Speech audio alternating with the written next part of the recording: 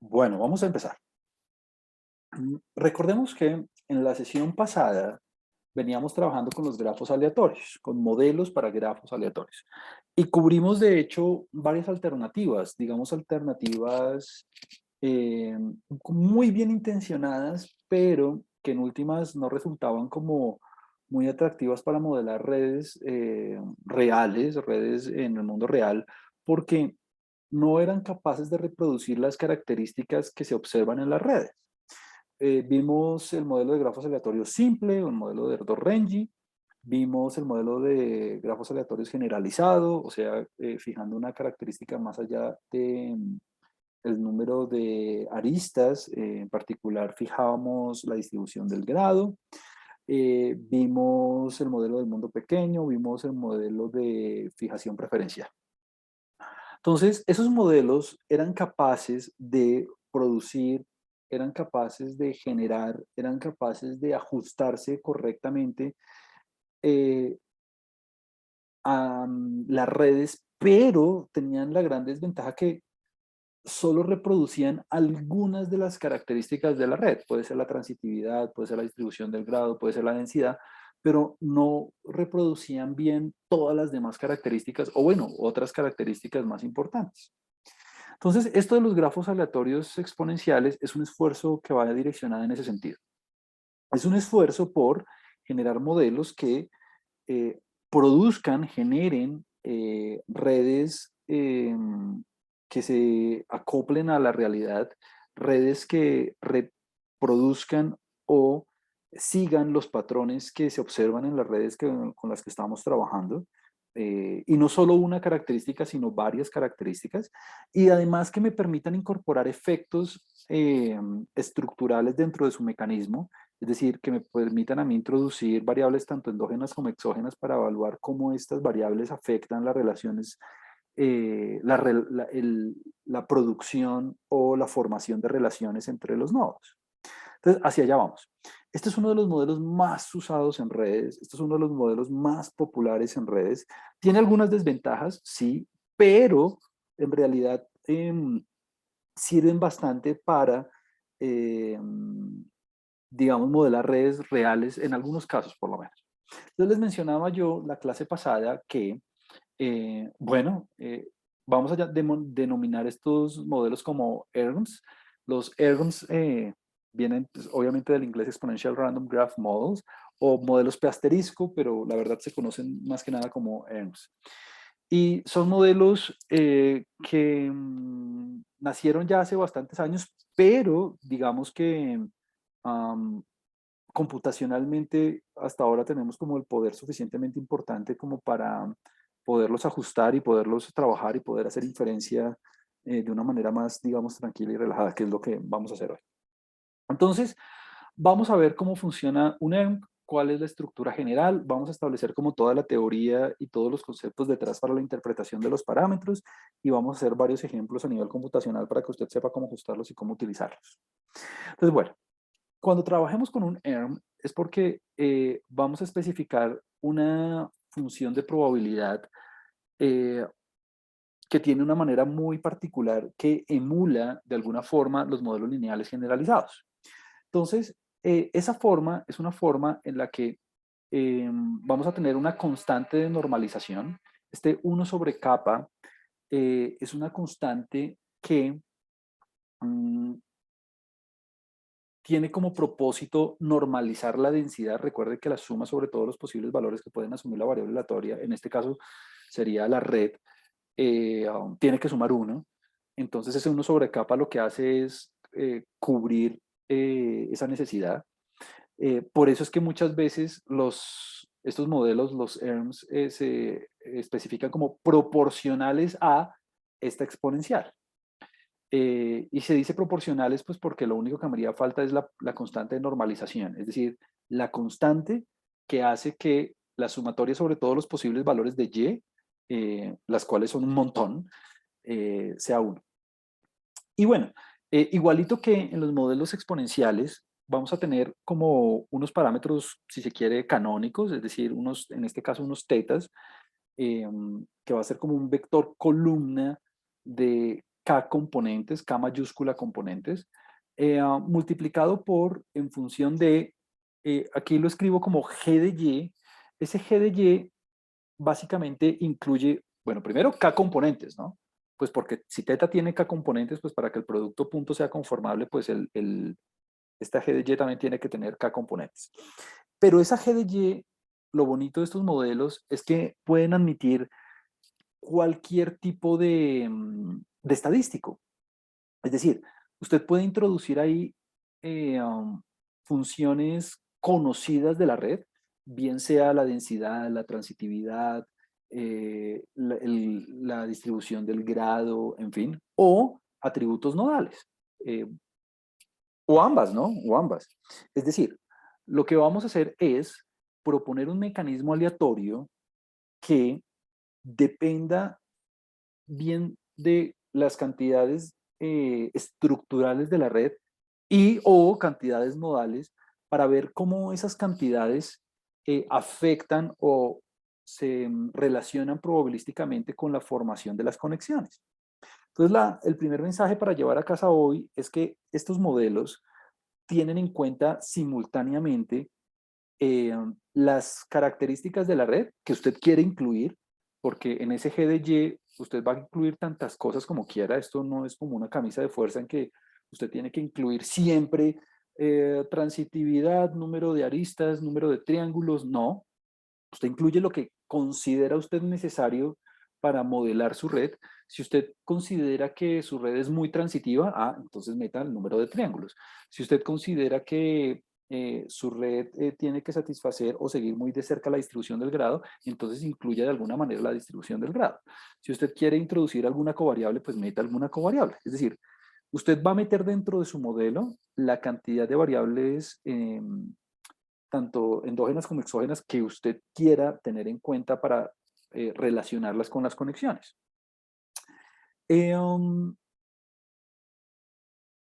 Y se expresa en función de una exponencial, pues simplemente para emular los modelos de la familia exponencial como los modelos lineales generalizados. Y esta es como la estructura básica de este tipo de modelos con los que vamos a trabajar en la clase de hoy. Ahora, vamos a piense por ahora, si quiere, para hacer la discusión lo más sencilla posible, que vamos a trabajar con un grafo, es decir, eh, um, con una red no dirigida, pero la verdad es que la discusión se puede generalizar o aplica de igual manera para las redes dirigidas, eso es lo de menos. Digamos que ahí no hay ningún lío. Y en últimas, que esto es como un ejercicio que uno también hace muchas veces, si uno tiene la teoría para las redes no dirigidas, una manera fácil de salir del problema cuando tenga redes dirigidas es simplemente simetrizar débilmente la matriz de adyacencia y ya. Pero bueno, digamos que este no es el caso, digamos que aquí uno puede extrapolar esta teoría directamente para las redes dirigidas, poniendo la sumatoria sobre los i diferente de j donde haya lugar, en fin. Ahora, una de las grandes dificultades que yo quiero que usted se dé cuenta en este caso son dos. La primera es, bueno, la forma funcional del modelo es bastante sencilla. La forma funcional del modelo es bonita, es como una constante por un exponencial de algo. Bien. Eh, entonces, una de las primeras dificultades que de hecho yo vi, que yo me preguntaba cuando estaba empezando a estudiar esto era, bueno, ¿qué, qué estadísticas meto? Es decir, ¿cómo hago yo para saber si tengo que meter dentro del modelo la transitividad o tengo que meter dentro del modelo las covariables o bueno, ¿qué meto? Bueno, y ahí la respuesta es bueno hacer una buena estadística descriptiva de la red antes de ajustar el modelo para uno saber cuáles características estructurales vale la pena incorporar, cuáles estadísticas estructurales vale la pena tener en cuenta a la hora de proponer un mecanismo aleatorio de formación de enlaces. Lo que yo le decía, si yo tengo una transitividad que se ve muy grande, pues esa es una estadística que vale la pena tener en cuenta dentro de G. Muy bien. Y lo segundo es esta constante. Este es un problema gigantesco y de hecho los métodos numéricos con los que se ajustan estos modelos no son tan fáciles de entender porque, o bueno, no son tan directos, digámoslo de alguna manera, porque fíjese que esa constante se calcula como la sumatoria de todas las posibilidades de lo que puede ocurrir dentro de la exponencial. Es decir, yo necesito sumar todos los posibles casos que pueda tener y pues como Y es una matriz de adyacencia, pues imagínense todas las posibles combinaciones de ceros y de unos que puede hacer uno por dentro de la matriz.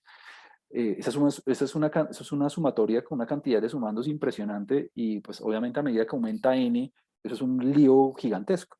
Entonces, calcular esa constante es dificilísimo y de hecho entonces los mecanismos que se utilizan para hacerle el ajuste del modelo y estimar los parámetros son mecanismos que se basan en tanto, es como una mezcla de máxima verosimilitud con cadenas de Markov, pero bueno, los vamos a discutir en su momento. Entonces, yo quiero que usted sea consciente de, bueno, de la forma funcional del modelo. Es una constante dificilísima de calcular por la exponencial de una serie de estadísticas. Y las estadísticas que vamos a incluir ahí pueden ser como basadas en cantidades estructurales como cantidades nodales, y que nosotros como modeladores, nosotros como analistas, tenemos que elegir de manera inteligente. Entonces, eso es lo que vamos a aprender a hacer, como cómo ajustar el modelo y cómo elegir esas características dependiendo del caso que tengamos. Ahora, algo muy bonito de esta formulación es que estos coeficientes eh, me permiten a mí, a diferencia de los modelos de grafos aleatorios que habíamos estudiado, me permiten a mí cuantificar, mm, de pronto si quiere llamarlo el efecto o la relación o la asociación de las estadísticas que usted decide incorporar dentro de G eh, con la formación de las conexiones. Es decir, tenemos una manera explícita de cuantificar cómo, por ejemplo, la transitividad o la densidad o una covariable en particular se afecta o está relacionada con las conexiones. Es como si a uno le hacen la pregunta típica de, bueno, yo tengo una red social de estudiantes y dentro de esas estudiantes, pues yo tengo, bueno, las conexiones. ¿Quién es amigo de quién? Listo. Entonces alguien, lo primero que uno le van a decir, bueno, ¿será que el sexo o será que la edad o será que, por ejemplo, el nivel educativo o será que, bueno, cualquier otra covariable que usted quiera, afecta o está relacionada con la formación de las relaciones? Por ejemplo, en la red de conflictos internacionales, ¿será que el tamaño de la población o el PIB o, bueno, cualquier característica macro del país está relacionada con la formación de relaciones, de conflictos o de cooperación internacional o de comercio o de, bueno, estos teta me permiten a mí eso, evaluar el efecto de las variables modales y de las estructurales, ¿no? Es decir, ¿será que la transitividad es una característica que afecta la formación de las conexiones de manera significativa o no? Bueno, eso es lo que vamos a aprender a responder. Ahora, esta es la formulación general del modelo. Esta es la formulación, digamos, típica con la que se expresan, eh, um, digamos, las características.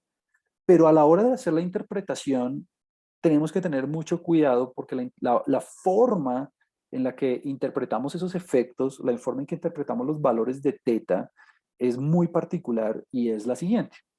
No estamos haciendo la demostración, pero digamos que eh, la forma en que la forma en que vamos a interpretar los valores es condicional en el resto de los valores de la red. Me explico. Mire, nosotros los valores de teta no los interpretamos directamente, digamos que tenemos que ser cuidadosos.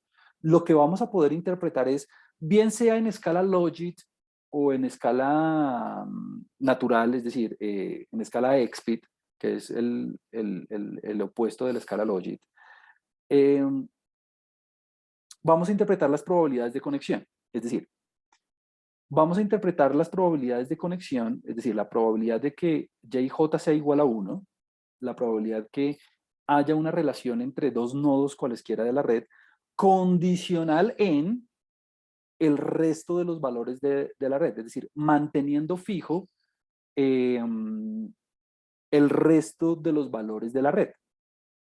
Entonces, es como un poco el análogo ahí más o menos de cuando uno interpreta los coeficientes de una regresión común y corriente donde uno mantiene fijo el resto de los valores de las covariables, algo así. Entonces, manteniendo fijo el resto de los valores de la red, esto significa y sub menos ij, es decir, esto es toda la red quitando, exceptuando la observación y j, es decir, la conexión que hay entre el individuo i y el individuo j,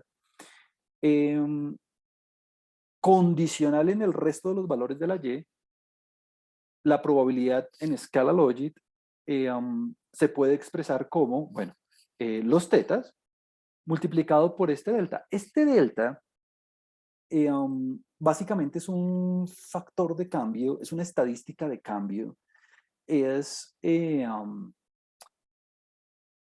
una cantidad que se interpreta o me sirve a mí para evaluar cómo debería yo asumir ese valor de teta como una diferencia cuando la y vale 1, obviamente quitándole cuando la y vale 0, manteniendo fija, por eso decíamos condicional en el resto de los valores de la red. Entonces, todo esto para decirle que los valores de los coeficientes, no se pueden interpretar de manera, digamos, directa, así como si nada, no. Los valores de los coeficientes se interpretan en función de un cambio y es como la contribución o el efecto o la asociación de la probabilidad de observar una conexión, bien sea en escala lógica o en escala natural. Todo depende de usted cómo quiere expresar la probabilidad, condicionado en que todas las demás conexiones de la red permanecen constantes, teniendo en cuenta que ese teta está caracterizando una diferencia entre cuando está o no está la conexión. Entonces, el segundo gran mensaje para llevar a casa hoy es pilas cuando interprete el teta. Los coeficientes de teta los interpretamos de manera condicional, bien sea en escala lógica o en escala natural, y se interpretan teniendo en cuenta una diferencia de cuando usted tiene o no tiene el enlace. Sé que así nomás suena un poquito difícil de ver. Cuando veamos los ejemplos, usted lo va a ver de pronto de una manera más práctica, más directa. Pero pilas, el gran mensaje por ahora, si todavía tiene pronto un poquito de problema entendiendo eso del delta y demás, está bien, yo lo entiendo. Cuando veamos el ejemplo, usted lo va a puntualizar un poco mejor, pero piensen que no puede interpretar los tetas directamente, tiene que hacerlo, bueno, bien sea en escala logit o no, pero condicionar en el resto de los valores, condicionar en el resto de los valores. Entonces, esta es como la formulación general, digamos que esto es como la teoría básica o la formulación general de un ERM, de un modelo de estos, cuando uno está trabajando con modelos más sofisticados que tengan en cuenta variables endógenas y exógenas. Y esta es la interpretación. Entonces, ¿qué es lo que viene? Lo que viene es, bueno, esto es muy general, ¿no? Esto es demasiado, digamos, abstracto en el sentido que sí, el teta asume k componentes y bueno, ¿cuántos componentes cojo? O sea, ¿cuál es el valor de k? ¿Cómo los escojo? ¿Cómo calculo esa constante de normalización? ¿Cómo interpreto bien ese teta? Claro, ya me está diciendo que en función de una diferencia y que manteniendo el resto constante, pero ¿cómo lo hago? Entonces vamos a ir haciendo ejemplos pequeñitos, vamos a ir construyendo ejemplos de menos a más para que usted le halle como un sentido y un caso práctico a esto para que lo pueda utilizar evaluando redes de verdad, porque pues esa es la idea, ¿no?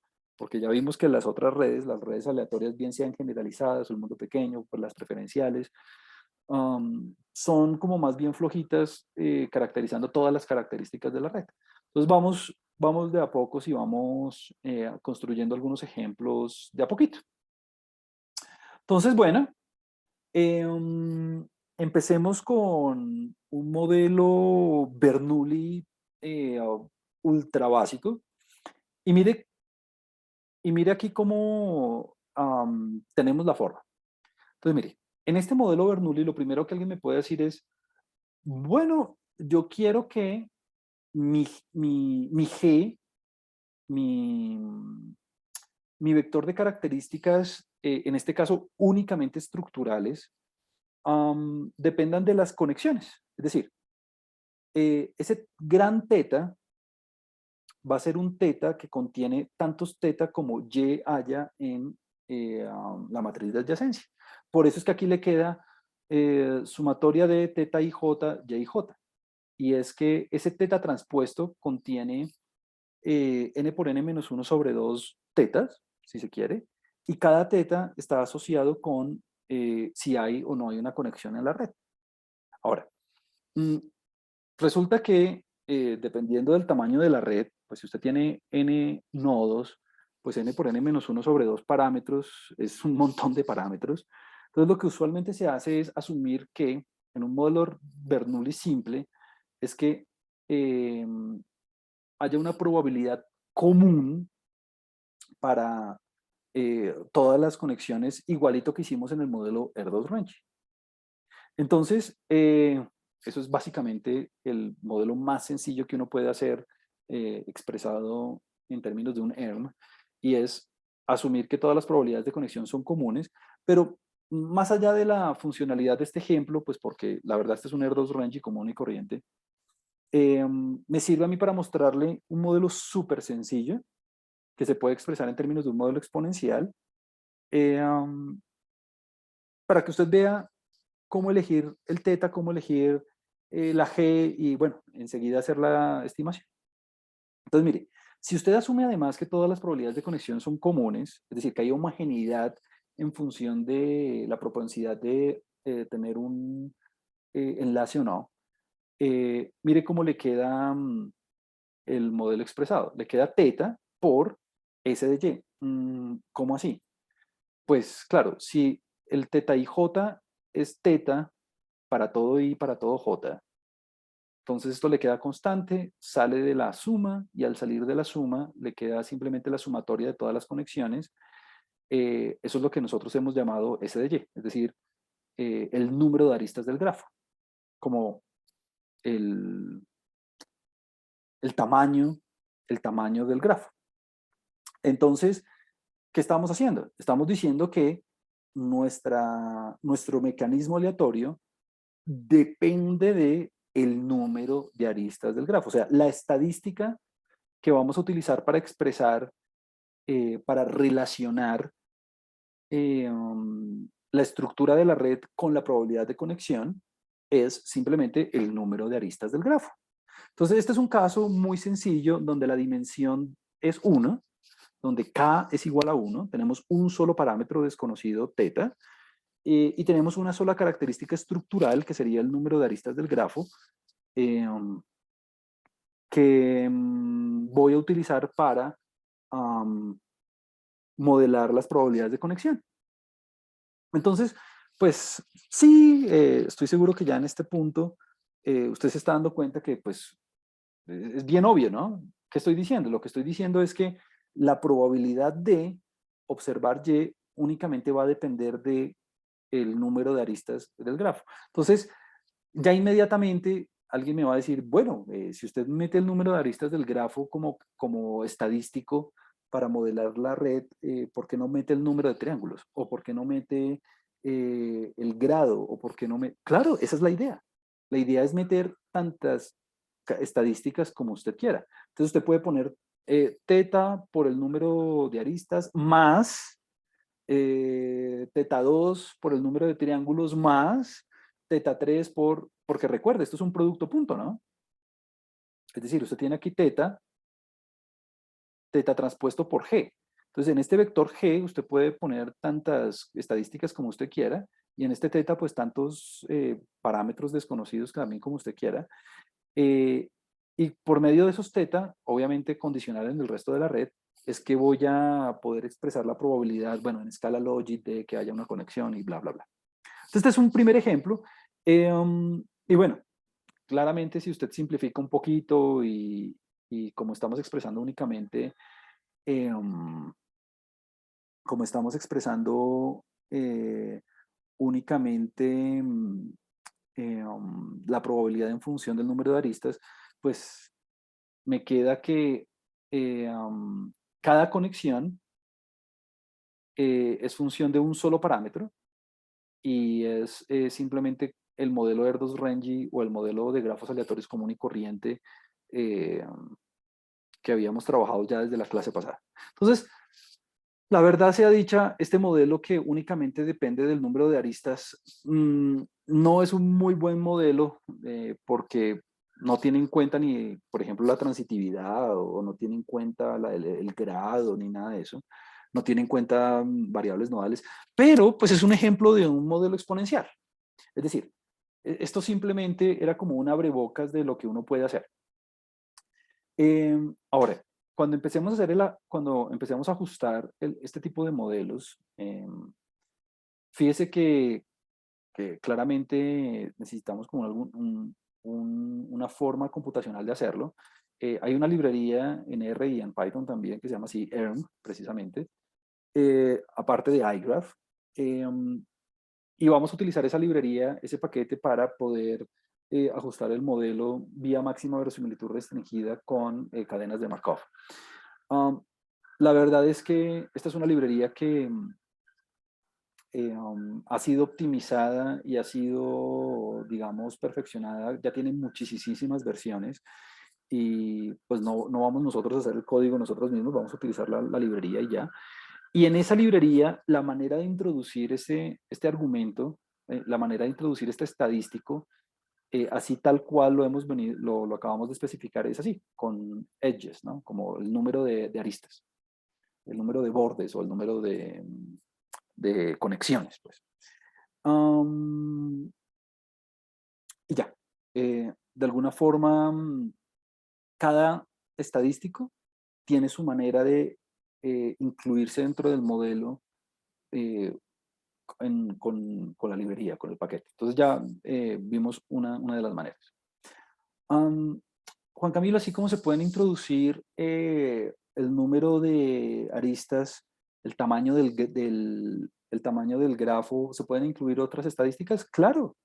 Eh, digamos que un segundo ejemplo, perdón, es que además de incorporar el número de aristas como variable explicativa, si se quiere, eh, es común también incorporar estadísticos de orden superior que estén relacionados con otras estructuras del grafo. O sea, no solamente uno se tiene que restringir al número de aristas, ¿no? Uno puede meter ahí casi que cualquier cosa. Entonces, típicamente hay otra alternativa, es incluir, por ejemplo, el número de estrellas y el número de triángulos. Ver cómo el número de estrellas, cómo el número de triángulos afecta la formación de las conexiones. Claramente no es lo mismo modelar la probabilidad de una conexión de una red que tenga poquitos triángulos a modelar las probabilidades de conexión de una red que tenga muchos triángulos, ¿no? Son cosas absolutamente, son redes, son casos totalmente diferentes. Entonces, estos son otros tipos de estadísticos. Por ejemplo, el número de K estrellas es uno de ellos y el número de triángulos es otro. Entonces, mire cómo se hace. La formulación del modelo es muy sencilla. Entonces, mire que, bueno, sigue estando la proporcionalidad, la constante de proporcionalidad, sí. Y dentro de la exponencial, usted mete como variables explicativas, entre comillas, em, porque pues todo esto no son variables explicativas, son variables endógenas porque dependen de la red misma. Usted pone todas las estadísticas que quiera incorporar. Entonces, por ejemplo, el número de triángulos. Ah, bueno, pues aquí le puse teta t, como le puede, no sé, puede ser teta 10 o puede ser teta 20 o bueno, o beta, ni siquiera piénselo como un teta, póngale un beta para que no se me confunda. Entonces, un parámetro ahí que usted necesita estimar de alguna manera, multiplicado por esa estadística, por el número de triángulos. Ahora, si usted quiere incorporar el número de estrellas, hágale, perfecto. Eh, Aquí yo le estoy dando varios ejemplos de K estrellas, ¿no? Recuerde que una K estrella, K star, es simplemente K más un vértices, K más un vértices y K aristas. O sea que, por ejemplo, esta que usted ve aquí, bueno, claramente este de abajo es un triángulo, ¿no? Esta que usted está aquí es una estrella de orden 3, ¿no? Esta es una estrella de orden 4, esta es una estrella de orden 5, esta es una estrella de orden 6.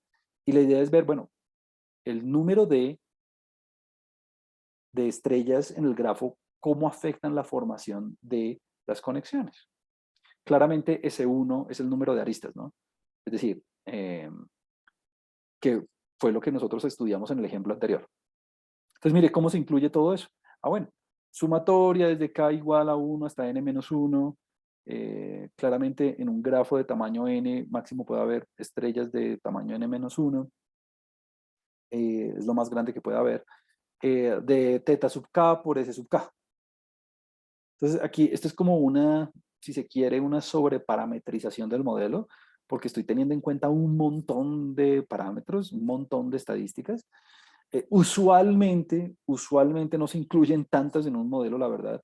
Usualmente se introducen dentro del modelo eh, el número de aristas, ya lo habíamos visto, y estrellas de orden 2, 3 y el número de triángulos. O sea, como que queden únicamente 4 parámetros por estimar. Meter tantos no se acostumbra por varios motivos. El primero, computacionalmente sería demasiado intensivo. Computacionalmente tomaría demasiado tiempo ajustar el modelo, sobre todo si la red es grande. Imagínese con una red de tamaño 100, por ejemplo, meter 99 más el número de triángulos, 100 parámetros, eso sería un montón, sería demasiadas cosas por estimar.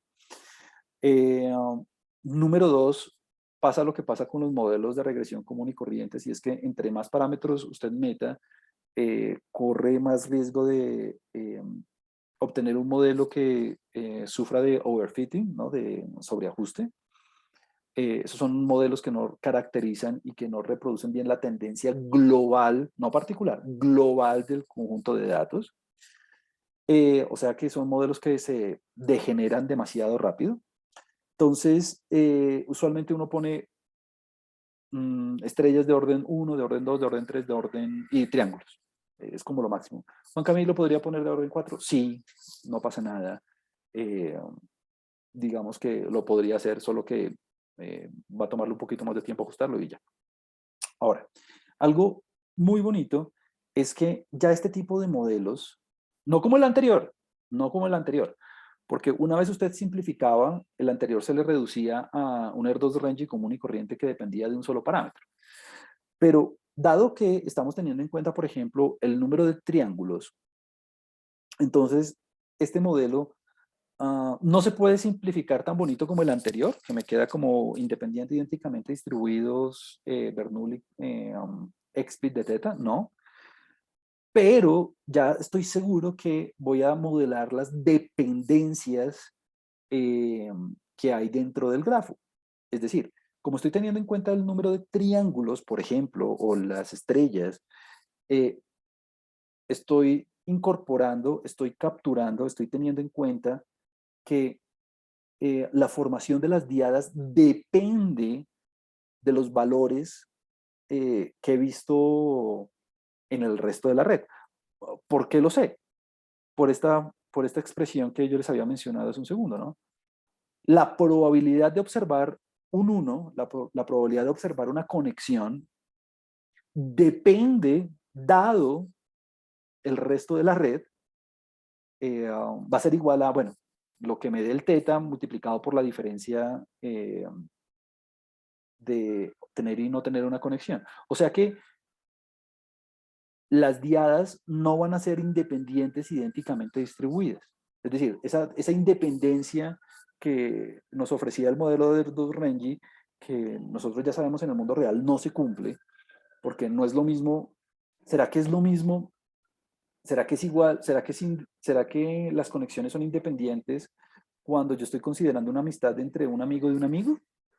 No, ahí hay cierta dependencia estocástica que uno tiene que tener en cuenta cuando vaya a hacer los modelos. Entonces, algo bonito de este tipo de formulación a través de los ERMs es que naturalmente yo puedo incluir esas dependencias por medio de las estadísticas que yo elija.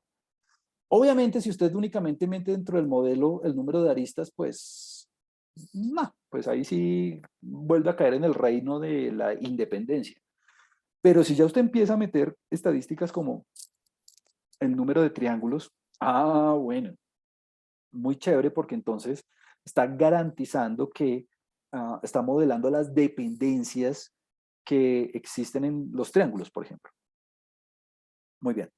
Um, ahora, esa dependencia que nosotros vamos a llamar dependencia markoviana, es como el nombre que se le dio en la literatura, porque es la dependencia que se genera en las aristas, um, difiere o de alguna forma se eleva más allá de lo que nos decía el modelo de Bernoulli cuando únicamente teníamos en cuenta el número de aristas, que era básicamente lo que le venía diciendo. Y entre más estadísticas, con más estructura, usted meta dentro de las covariables, entre comillas, dentro del exponente, pues usted está reforzando o está teniendo en cuenta más tipos de dependencia. Entonces, obviamente, si usted mete únicamente el número de aristas, pues nada, no está metiendo dependencia, pero si mete el número de aristas y, por ejemplo, el número de triángulos y además mete de pronto las estrellas de orden 3 y además mete algunas variables nodales, pues que no lo hemos hecho todavía, pues bueno, está metiendo y metiendo dependencias, es decir, se está alejando más y más y más de la independencia que ofrecía el modelo Bernoulli común y corriente.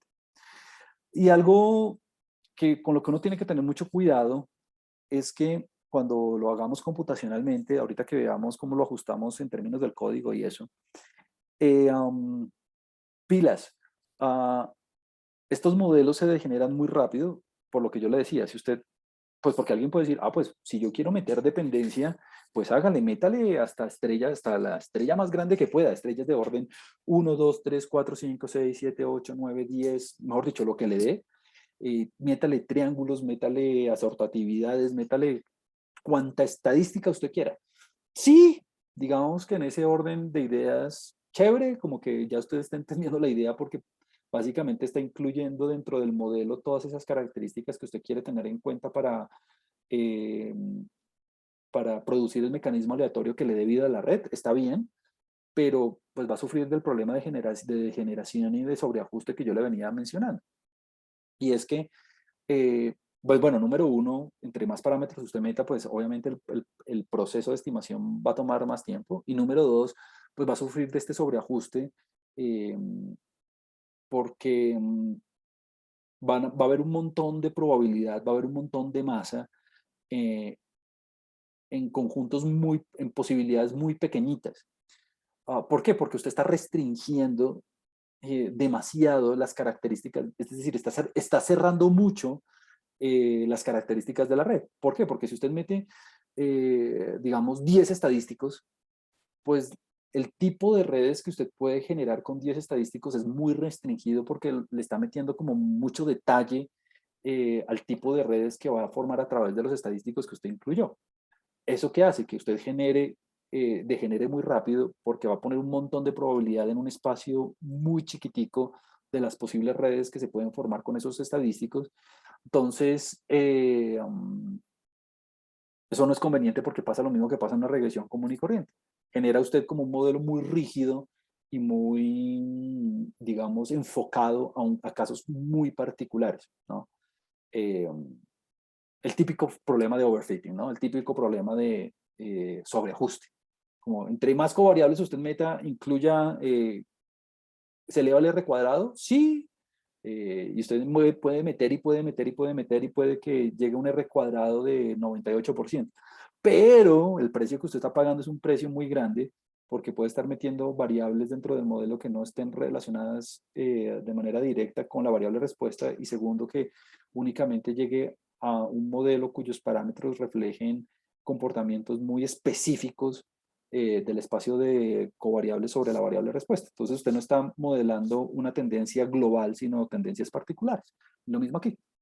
Entonces, todo esto para decirle, sea cuidadoso con la cantidad de características que usted meta dentro de la red. Y cuando veamos los ejemplos, pues usted se va a dar cuenta, digamos, cuál es la estrategia. Y en la librería ERN, digamos que la forma de incluir las estrellas de orden K y los triángulos es esta, ¿no? K-star y triangle. Esto es como triangle. Esta es como la manera de incluirla dentro del predictor lineal. Pero bueno, lo veremos ahorita específicamente cuando lo veamos en el código. Entonces, bueno, ¿qué vamos a ver? ¿Qué nos queda? Bueno, ya vimos el número de aristas, ya vimos el número de estrellas de orden K, ya vimos el número de triángulos. Entonces, naturalmente, alguien me puede decir, bueno, ¿qué otras estadísticas puedo meter? Sobre todo si, Juan Camilo, usted me está diciendo que pues yo tengo que tener cuidado con el número de estadísticos que voy a meter dentro de mi predictor lineal porque no quiero sufrir de problemas de degeneración. Entonces, ¿cómo hago yo para incluir la mayor cantidad de características dentro de mi predictor para obtener buenos modelos, pero a su vez salvarme, a su vez no morir en el intento como con esos problemas de sobreajuste o de degeneración? Entonces, en los últimos años han habido bastantes propuestas, digamos dos de ellas, de hecho, si usted mira la ayuda de este paquete, del ERM, este paquete ERM es un paquete que ha sido desarrollado y todavía se mantiene y cada semana le hacen actualizaciones, eh, que está financiado por el NSF, que es el National Science Foundation en Estados Unidos. Y cada semana le incluyen más y más y más y más estadísticos, es decir, cada semana hay como más y más y más maneras de introducir dentro del predictor lineal nuevas estrategias para modelar redes de manera, digamos, más eficiente. Entonces, estas dos que yo les menciono aquí, una se llama el estadístico alternante, otra se llama el conteo de grado ponderado geométricamente, pues han sido dos estadísticas como muy populares y como estadísticas que tratan de hacer dos cosas. Primero, como combinar eh, las otras estadísticas como en un solo, como en una sola componente. Esa es como la gran idea detrás de esto, como decir, bueno, eh, quiero tener en cuenta como el número de triángulos, bueno, el número de estrellas, por ejemplo, el número de estrellas, pero ¿cómo hago para obtener el número de estrellas y no degenerar? Entonces, esa es la idea de las restricciones. La idea es incluir dentro del predictor lineal un estadístico que mezcle, que incorpore toda la información, por ejemplo, de las estrellas K, de las K estrellas, de una manera muy particular. Entonces, este estadístico alternante es eso. Este estadístico alternante, si quiere, piénselo como un solo estadístico que pone una restricción sobre las estrellas de orden K, que mezcla toda la información de las estrellas de orden K en un solo estadístico, de forma que pueda tener en cuenta el efecto de todas las K estrellas simultáneamente a través de un solo parámetro. Esa es la idea. Bueno, viene la pregunta de, bueno, ¿cómo lo hago y cómo estimo el lambda y toda esa cosa? Eso lo va a hacer por nosotros la máxima verosimilitud restringida apoyada con las cadenas de Markov. Sí, pero la idea general, más allá de esa parte súper técnica computacional, es esa, como no quiero degenerar, no quiero lograr un sobreajuste, entonces, ¿qué hago? Pues cojamos cierta cantidad de K estrellas, 10 por ejemplo. Ahorita vemos en el ejemplo cómo lo hacemos. Y mezclémoslo todo en un solo estadístico, en un solo estadístico. Y ese único estadístico que se llama así AKS, este viene de alternating, ¿no? Alternating K-star. Únicamente va a estar relacionado con un solo parámetro, no con, no con varios. que era el problema de meter todas las estrellas simultáneamente una tras otra. Obviamente queda la pregunta, bueno, ¿y cómo hago para estimar el lambda y por qué aquí un -1? Sí, digamos que en el paper original, digamos que dan como la razón de por qué hacerlo de manera alternante es conveniente, sobre todo para, de manera modular, tener los efectos de forma consecutiva, sí, pero digamos que la idea global y la idea general es que con un solo parámetro usted tenga simultáneamente el efecto de todas las K estrellas. Esa es como la idea. Y lo mismo está detrás de la idea del conteo del grado ponderado geométricamente. Entonces aquí, ya en lugar de meter dentro del predictor lineal el grado de orden 1, el grado de orden 2, el grado de orden 3, el grado de orden 4, bla, bla, bla, bla, bla, como toda esa distribución del grado que serían un montón de parámetros, pues metamos con un solo parámetro, eh, que, pues bueno, aquí yo lo llamé teta AKS, con este, con este, con este usted puede poner un teta GWD, digamos, con un solo parámetro, usted incorpora dentro del predictor lineal, mezcla dentro del predictor lineal, tiene en cuenta simultáneamente dentro del predictor lineal el efecto del grado. Entonces, obviamente aquí hay un parámetro gamma que necesitamos estimar o fijar, uno lo puede fijar también, usualmente uno es una buena opción. Pero entonces fíjese que ya usted ya no necesita estimar todos los parámetros relacionados con cada uno de los órdenes del grado, sino que lo mezcló todo en uno solo. Entonces, únicamente va a tener que estimar un solo parámetro y no n-1. Es eso. ¿Hay más estadísticos? Puf, qué día leyendo la ayuda del ERM, dice que tienen más de 150 estadísticos que usted puede implementar. Estos son como los más populares. Ya vimos el número de aristas, ya vimos el número de K estrellas, ya vimos el número de triángulos, ya vimos el estadístico alternante, ya vimos el grado, el conteo del grado ponderado geométricamente, y existen, y existen, y existen. O sea, como que cada año salen y salen y salen nuevos estadísticos. Estos son como los muy populares, y en el manual de usuario y dentro de la literatura de cómo trabajar con estos modelos ERMS, estos son los que usualmente se mencionan. Eh, pero hay un montón más, hay un montón más. Y bueno, aquí yo le digo cuáles son las instrucciones para poderlo hacer en ERM cuando lo hagamos ahorita con los ejemplos.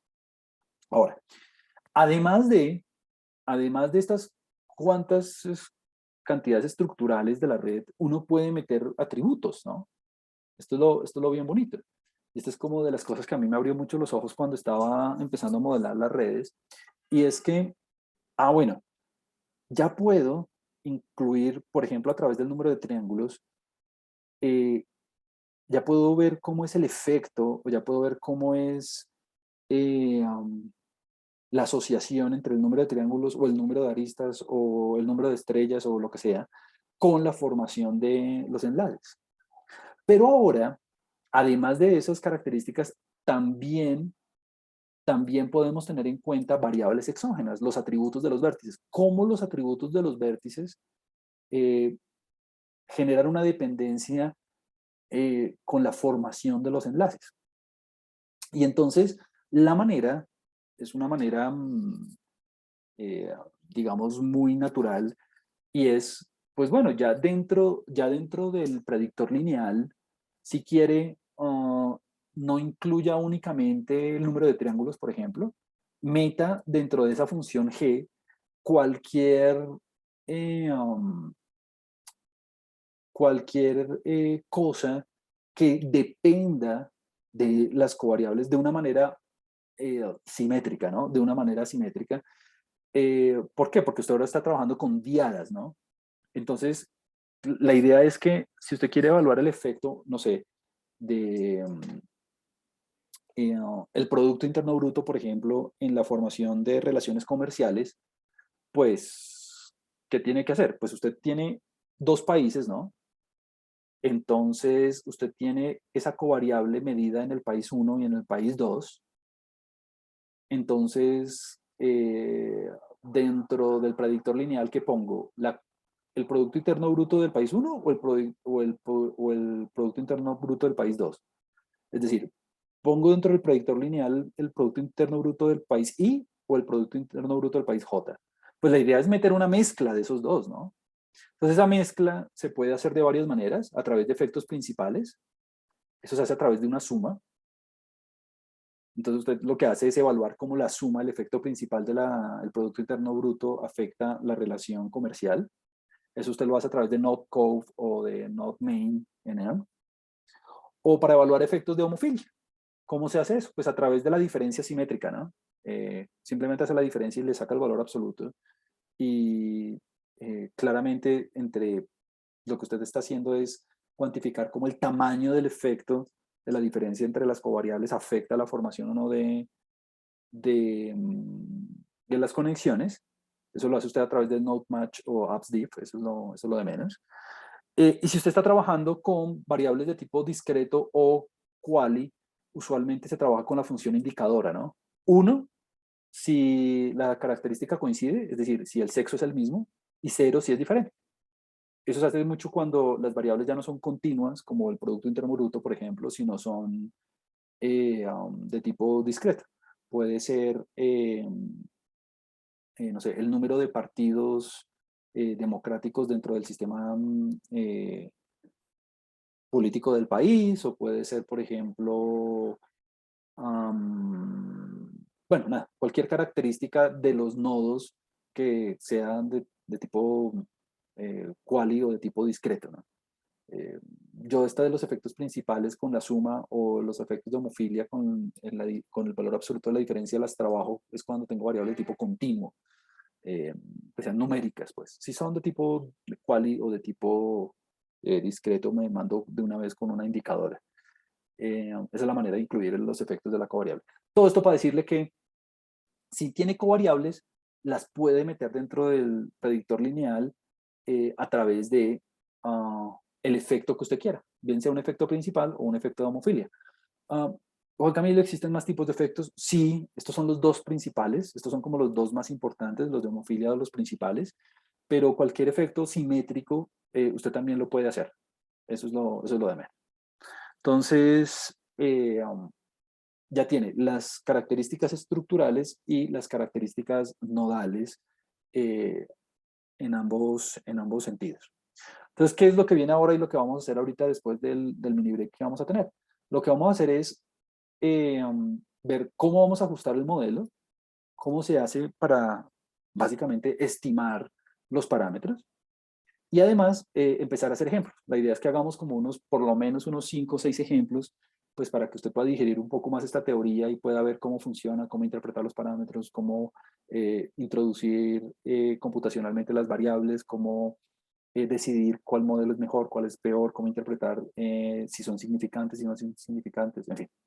Entonces, bueno, tomémonos 7 minuticos de break y ya nos vemos. Bueno, entonces vamos a discutir ahora, en esta última sección de esta sesión, cómo ajustar el modelo. Entonces, la idea es como ver como algunos detalles relacionados con la técnica para ajustar el modelo y luego simplemente ponerlo en práctica a través de varios ejemplos. Creo que tengo unos 6 o 7 ejemplos para que usted, digamos, vea la versatilidad de esto y vea cómo se pueden, digamos, utilizar. Es como finalmente lo que más me importa. Entonces, el paquete que vamos a utilizar de ERN, lo que le decía es un paquete demasiado versátil que no es que sea como un paquete ahí de los miles y miles que hay así como medio anónimo, no. Este es un paquete así como el paquete, por ejemplo, el ggplot2 o el paquete de iGraph, que es así súper mantenido y súper, digamos, desarrollado con muchas versiones cada semana, que ha tenido demasiadas actualizaciones y demasiadas implementaciones como para mejorar y mejorar y mejorar bugs. Entonces, este paquete hace el estimador por medio de máxima verosimilitud, de hecho restringida, y la razón es que, pues número uno, la constante de normalización no se puede calcular. Es decir, no hay forma analítica de obtener el valor de K. Si usted se da cuenta, el modelo en escala log le queda expresado pues así, ¿no? Teta transpuesto por G menos psi de teta. Este psi de teta es simplemente el log de K, porque queda menos porque es 1 sobre K, ¿no? Entonces en escala log le va a quedar menos.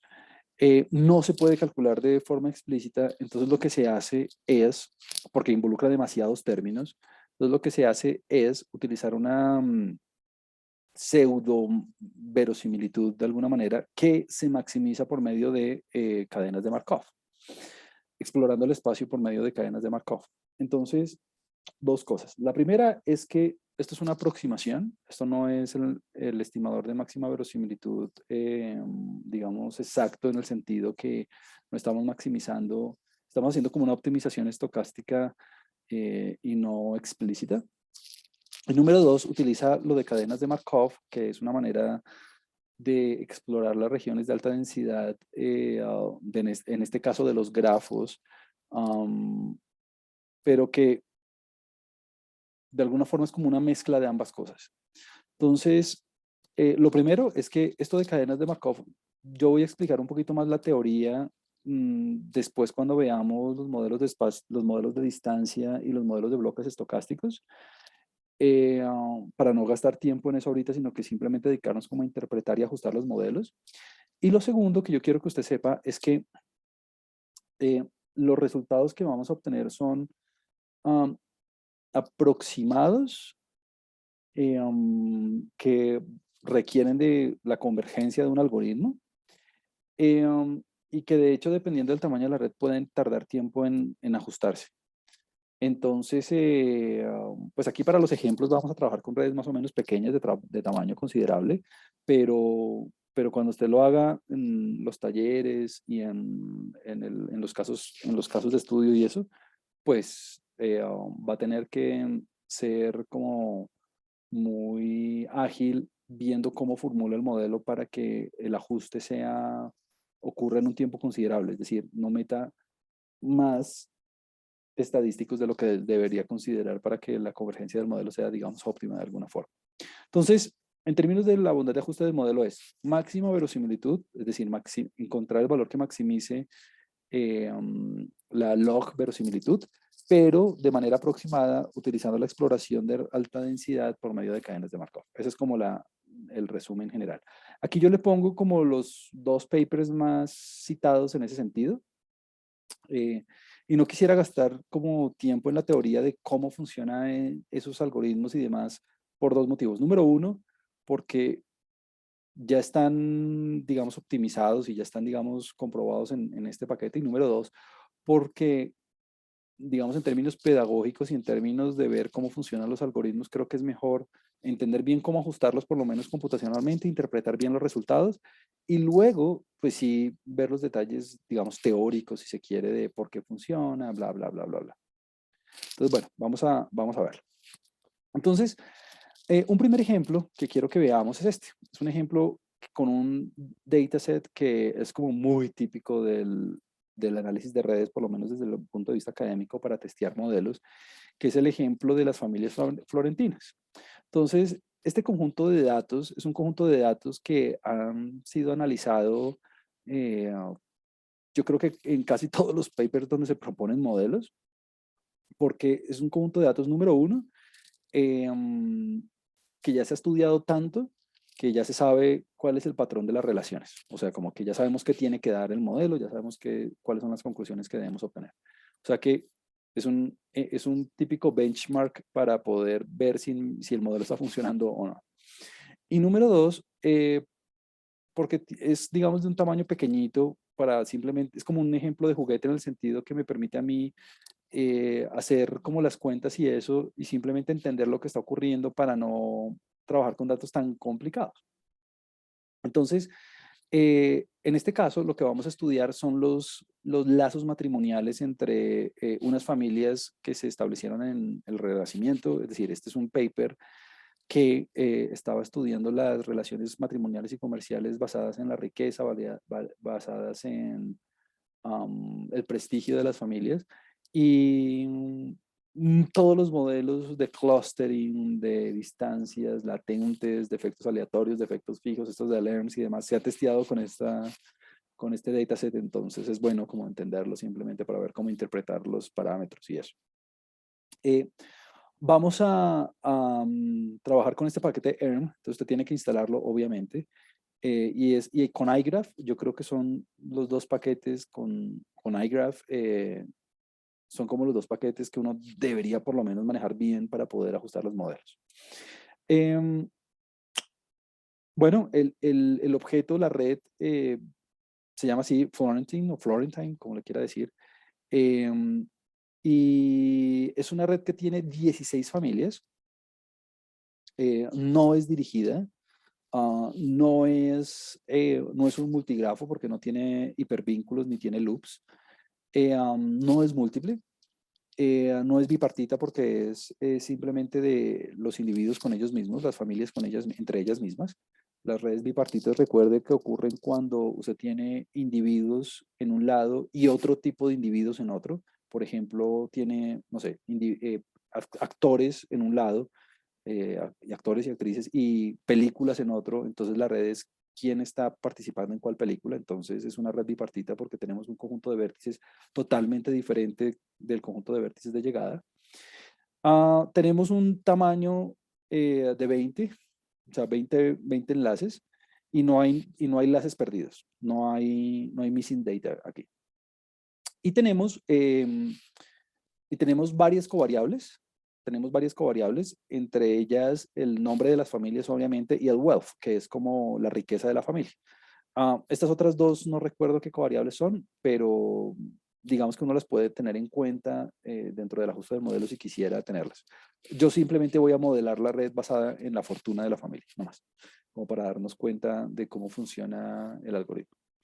Bueno, primera cosa súper importante.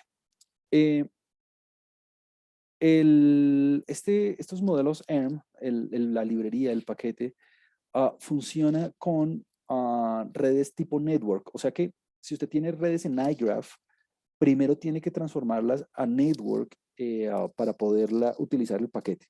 Yo aquí más abajo tengo un ejemplo de cómo hacer eso. Yo básicamente lo que hago es obtener la matriz de adyacencia y luego con la matriz de adyacencia sí construyo el objeto tipo network. Pero pilas, si usted tiene un objeto tipo iGraph, no va a poder ajustar el modelo con él. Tiene que tener un objeto tipo network. Ahora, aquí estoy extrayendo el atributo que vamos a utilizar para modelar la red. De hecho, vamos a modelar la red de varias maneras, una sin atributo exógeno y otra con atributo exógeno. Pero vamos a hacer los dos tipos de ejemplos, o los tres tipos de ejemplos, de hecho. Y la forma de extraer las covariables con un objeto tipo network es así.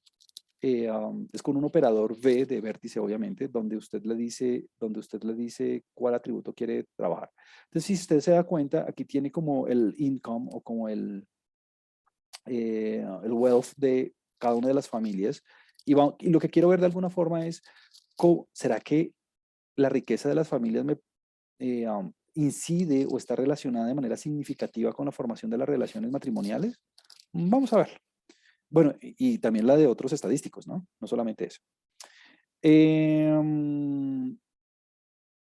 Entonces, lo primero que uno debe hacer de alguna forma es como un análisis descriptivo, como siempre lo hemos hecho. Aquí está la red graficada sin decorar, o sea, simplemente teniendo en cuenta las conexiones. Y aquí en la derecha tenemos el gráfico, pero graficando, haciendo los vértices proporcionales a la riqueza. Entonces aquí lo que uno puede ver es que de alguna forma las relaciones matrimoniales tienen como cierto tipo de relación con la riqueza porque los nodos más grandes pues son los que tienen más conexiones y son los que coinciden precisamente con las familias más ricas. Entonces, por eso parece haber, a manera descriptiva, a manera, digamos, exploratoria, parece haber una relación entre la riqueza y la formación de relaciones. Pero pues eso es lo que quiero cuantificar de alguna forma por medio de leer. Entonces, nunca olvide, además de la visualización decorada, tal cual ustedes hicieron en el caso de estudio, ah, calcular otras estadísticas, ¿no? La transitividad, el número de triángulos, por ejemplo, en fin, como cualquier estadística que usted considere necesaria, crea que influya en las relaciones. Pero bueno, vamos a ir paso a paso. Bueno, entonces primero hagamos el modelo Bernoulli. Este es como simplemente un ejemplo pedagógico, pues porque usted ya sabe que el estimador de máxima verosimilitud del modelo Bernoulli es la densidad de la red. Entonces, esto es simplemente como para mostrarle cómo funciona la bondad, cómo se ajusta el modelo. No es que sea no es que sea el mejor modelo, pues porque ya sabemos que el modelo Bernoulli asume que el modelo de Erdős-Renggi asume que las conexiones son independientes, entonces pues no. Pero bueno, digamos que para verlo cómo funciona en ERM es así. Entonces usted lo que hace es crear un objeto tipo ERM en el que lo primero que hace es especificar por medio de una fórmula de un predictor lineal común y corriente como hace en LM o en GLM, la red y en función de, y lo único que voy a hacer es considerar las estrellas de orden 1, o sea, el número de aristas. Entonces, algo muy bonito es que una vez usted hace la formulación del modelo, inmediatamente le calcula el estadístico con el summary, ¿no? Le calcula el estadístico. Entonces, el número de aristas que hay en este caso es 20. Perfecto. Súper. Ahora, vamos a ajustar el modelo. Para ajustar el modelo, la única rutina que usted tiene que tener en cuenta es esta, ERM, donde tiene que poner la fórmula igual a la que ya había tenido antes. Y pilas, es siempre bueno ponerle una semilla aleatoria antes de ajustar el modelo. ¿Por qué? Porque es que la máxima verosimilitud que uno utiliza es una máxima verosimilitud restringida o una pseudo verosimilitud que está basada en cadenas de Markov, ya sabe, para explorar la distribución de mayor densidad. Pero entonces es un método aleatorio. Entonces, para que sus hallazgos sean reproducibles, como todo en ciencia, es bueno que cualquier método basado en cantidades aleatorias usted las pueda reproducir en el momento que quiera. Entonces, siempre métale una semilla antes de ajustar el modelo. En este caso, la verdad es que automáticamente, eh, el paquete ya está programado para aplicarlo de las cadenas de Markov cuando sea necesario. En este caso no es necesario porque usted ya sabe que la densidad va a ser el estimador máximo verosímil. Entonces, la verdad es que cuando usted ajusta el modelo, mire que no ocurre nada en términos de estocásticos, simplemente hace la maximización de una y no tenemos que esperar a ninguna convergencia ni nada de eso porque pues la verdad es que eh, no hay nada que tenga que utilizar Markov aquí. Simplemente le va a dar el resultado de verdad que se puede obtener de manera analítica. De hecho, nosotros lo hicimos cuando maximizamos la verosimilitud en el caso del Erdős-Renggi. Y bueno, digamos todo esto para decirle que cuando usted trabaja solamente con el número de aristas, es el mejor y de los casos es el caso más sencillo, en fin. Una manera de explorar los resultados del modelo es tal cual uno hace con un modelo normal en R con la función ANOVA. Y le dice, mire, le va a mostrar varias cosas. Entre ellas, lo que más me interesa es si en comparación con un modelo nulo, con un modelo que no tenga eh, ningún tipo de estructura, que no tenga ningún tipo de estadístico, si el modelo es significativo o no. Entonces, tenemos que el modelo sí es significativo, es decir, la estructura del modelo eh, um, es lo suficientemente importante como para declararla significativa fuera de lo que la misma aleatoriedad habría podido producir. Pero algo muy importante es que todas estas significancias que vamos a ver de ahora en adelante Son significancias número 1 aproximadas y número 2, la verdad sea dicha, todavía no se tiene la teoría exacta de eh, si la distribución en términos teóricos es de verdad chi cuadrado o f o z o bueno. Todos los valores p que vamos a ver ahorita son valores p hipotéticos en el sentido que la distribución de los estadísticos de prueba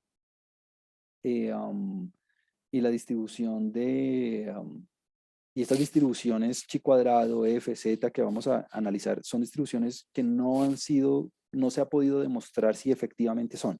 Se utilizan es porque es digamos, el equivalente a los modelos común y corriente, pero no es que esto ya esté demostrado que sea chi cuadrado o algo así, no. De hecho, es un problema abierto en estadística.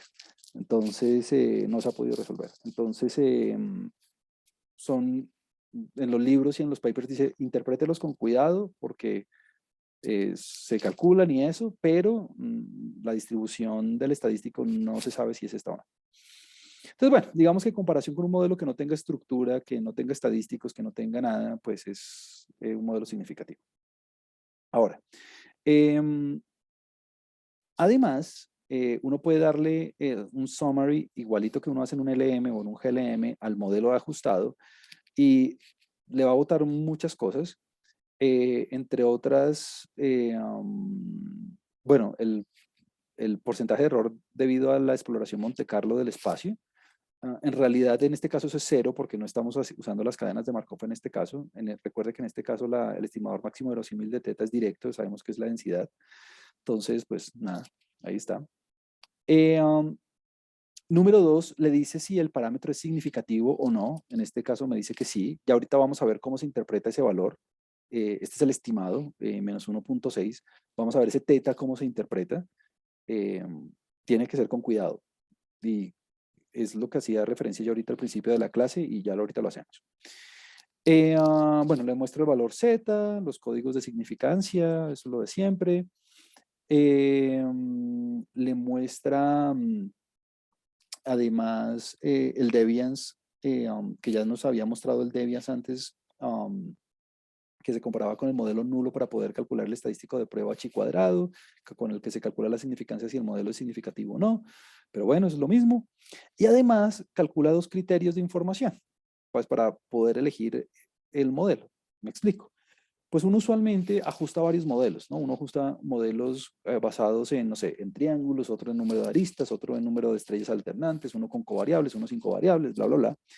Y uno elige el mejor modelo en términos, digamos, de bondad de ajuste, es el mejor modelo que tenga un BIC o una IC, un Archaic Information Criteria o un Bayesian Information Criteria menor.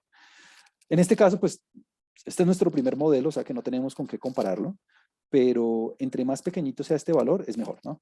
Entonces, ahorita que veamos otros modelos, pues vamos a ver con cuál nos quedamos.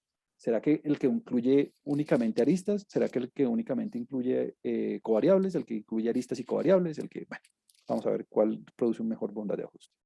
Y como le decía, el error de Monte Carlo en este caso es 0 porque no hicimos Monte Carlo, ¿no?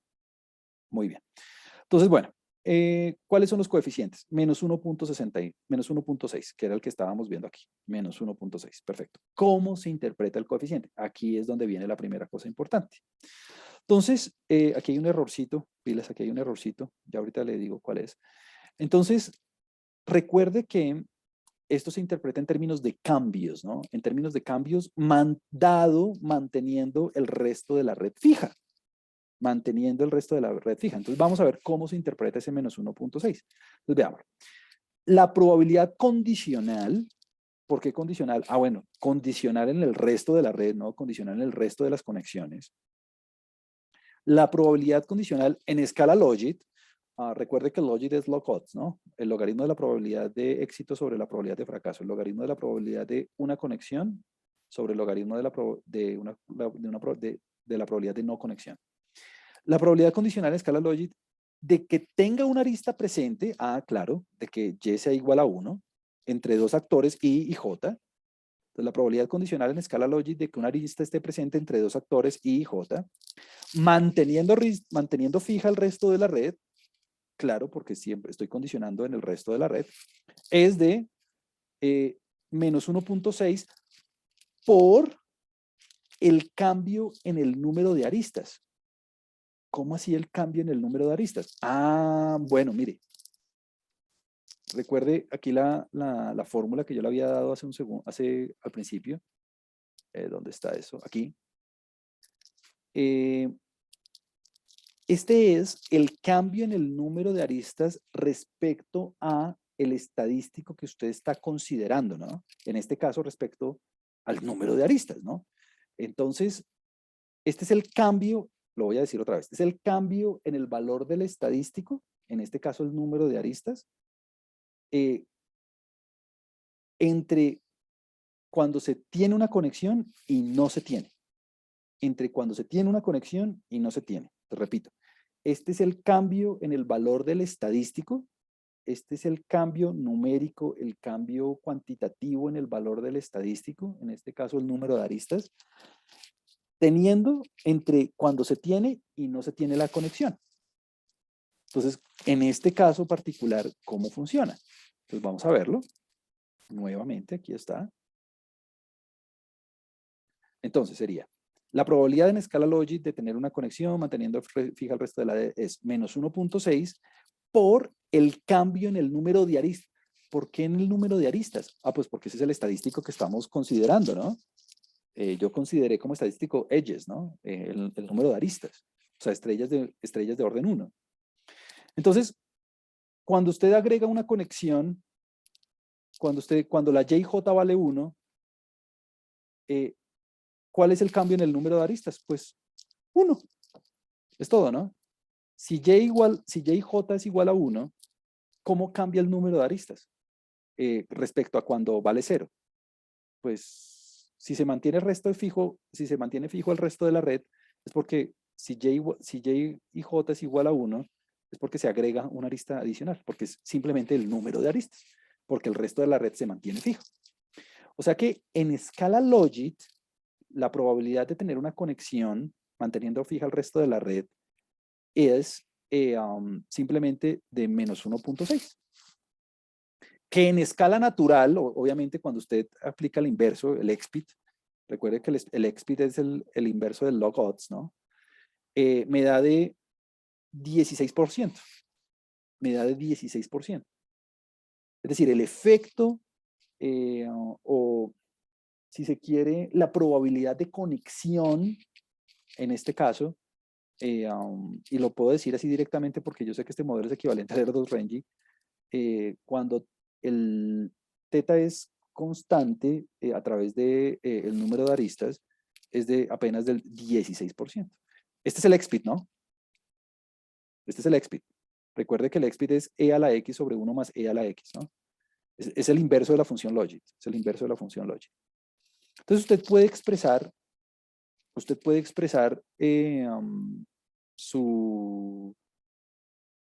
sus expresiones de probabilidad en escala logit, en escala log odds o en escala natural, como usted prefiera, como a usted le guste más.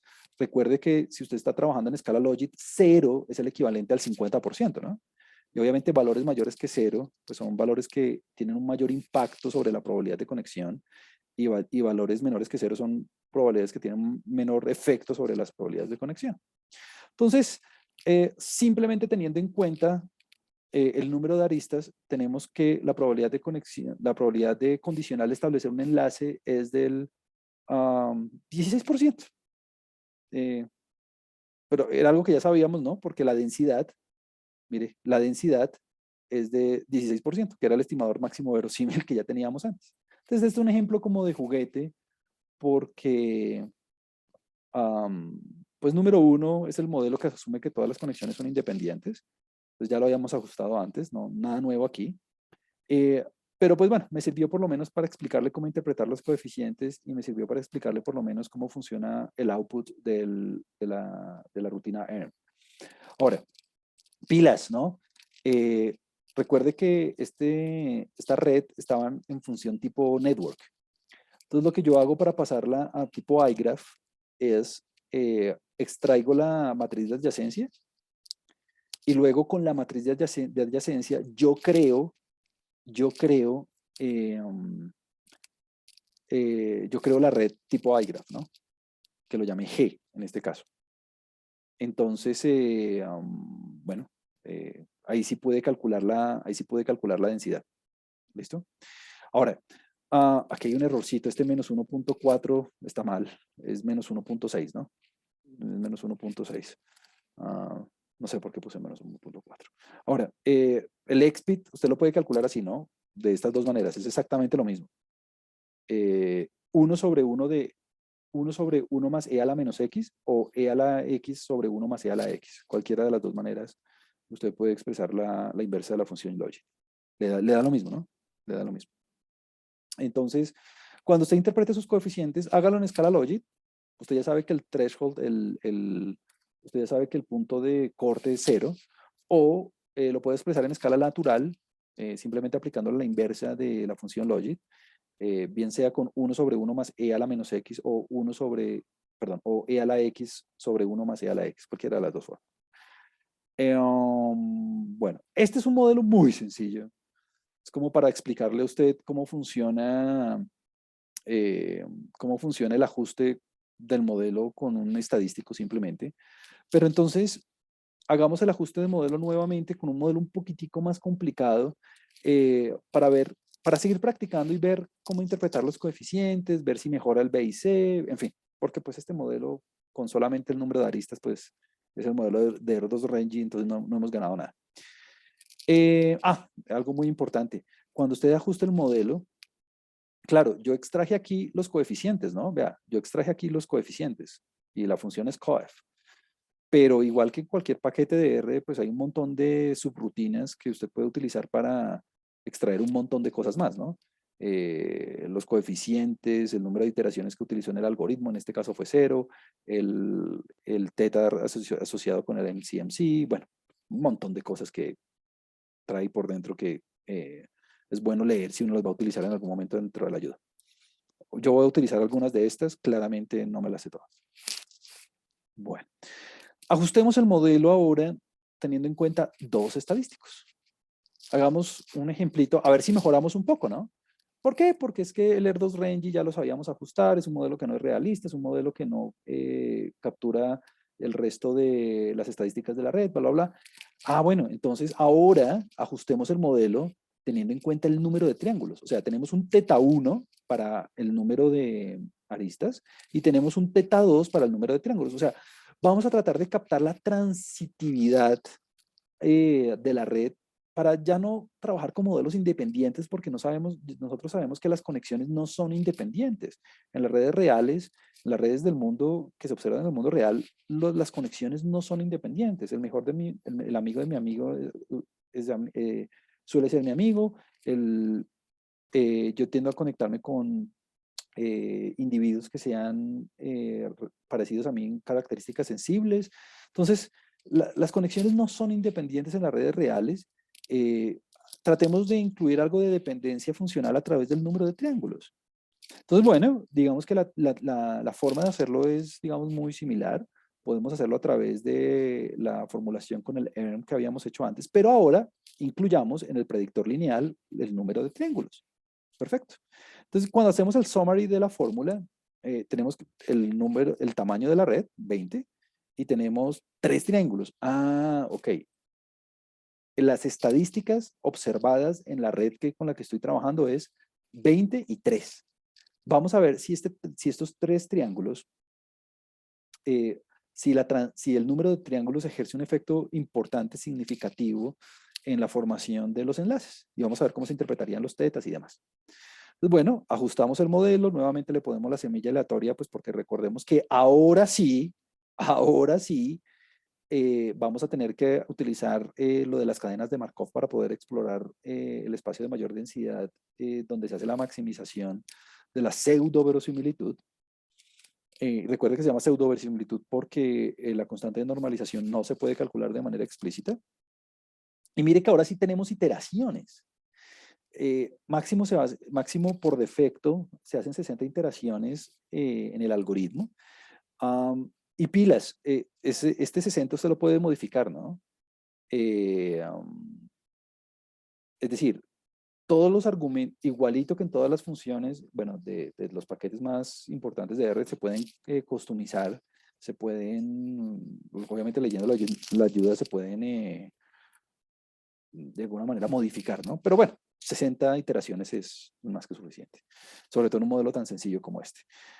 Si usted quiere ver como el verbose del modelo, lo puede hacer.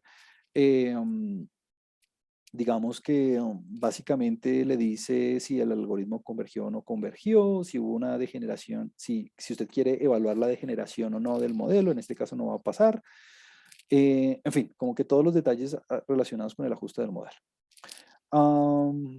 Bueno, en este caso, como si hubo una convergencia global, pues simplemente voy a examinar los resultados del modelo a ver si tuve algo de ganancias. Nuevamente, aplicando la NOVA sobre el modelo ajustado, vemos que el modelo resulta ser significativo, o sea que tener en cuenta las dos covariables que tuve en cuenta endógenas, pues digamos básicamente me sirve para diferenciar del modelo nulo que no tiene estructura. Y mire que el tamaño de la red resulta nuevamente significativo, mientras que el número de triángulos no. O sea, claro, yo creo que, y en este caso es una manera de ganar una intuición al respecto, como la cantidad de triángulos dentro de la red es tan pequeña, pues el efecto que podemos obtener de esa estadística de la transitividad es bien pequeñito para generar la red, para caracterizar el mecanismo aleatorio que le da vida a la red. O sea que el número de triángulos no es aquí un factor importante para modelar las relaciones. Ahora, ¿tuvimos alguna ganancia en términos de bondad de ajuste? Tenemos un BIC de 117.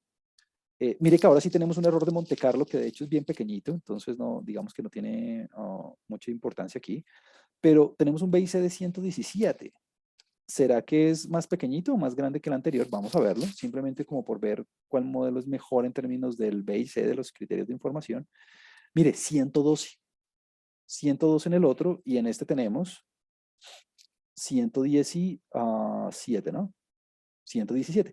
O sea que si yo tuviera que elegir entre estos dos modelos, ¿con cuál me quedo? Pues si estoy introduciendo una covariable, si se quiere, o una estructura que no resulta ser significativa, más bien estoy introduciendo como ruido para describir la formación de los enlaces, pues quédese con el modelo más sencillo, con el más parsimonioso, ¿no? Con el que tiene menos cosas.